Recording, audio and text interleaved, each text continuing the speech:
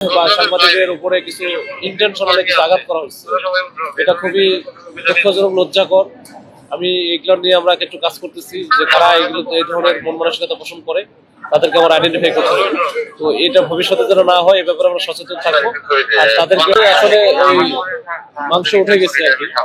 তো যাই হোক, এটা আন্দোলন আজকে যে পর্যায়ে গেছে, এখানে সব মিলে শেষ পর্যন্ত ভালোভাবে আমরা ডিসকাস করতে পারছি, এটাই হচ্ছে আলহামদুলিল্লাহ। সামনে নির্বাচন, আমরা আসলে সবাই একটু ইয়ের মধ্যে ছিলাম, ঝামেলার মধ্যে ছিলাম। তো এরপরে যেটা হয়েছে, অনাকাঙ্ক্ষিত যে বিষয়গুলো আমরা আমারও চোখে পড়েছে এবং বেশ কয়েকটা ভিডিও দেখলাম। তো পুলিশ সদস্যদের দ্বারা যে সাংবাদিক বেশ কিছু আহত হয়েছে বা সাংবাদিকের উপরে কিছু ইন্টেনশনালি কিছু আঘাত করা হয়েছে, এটা খুবই দুঃখজনক, লজ্জাকর। আমি এগুলো নিয়ে আমরা একটু কাজ করতেছি, যে কারা এগুলো এই ধরনের মন মানসিকতা পোষণ করে তাদেরকে আমরা আইডেন্টিফাই করতে হবে। তো এটা ভবিষ্যতে যেন না হয়, এ ব্যাপারে আমরা সচেতন থাকবো।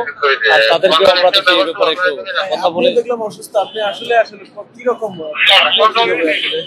না, এটা হচ্ছে ওই পে স্কেলের জন্য যারা আসছিল, যে সকালের দিকে যমুনার সামনে এটা ঘটনা ঘটছে।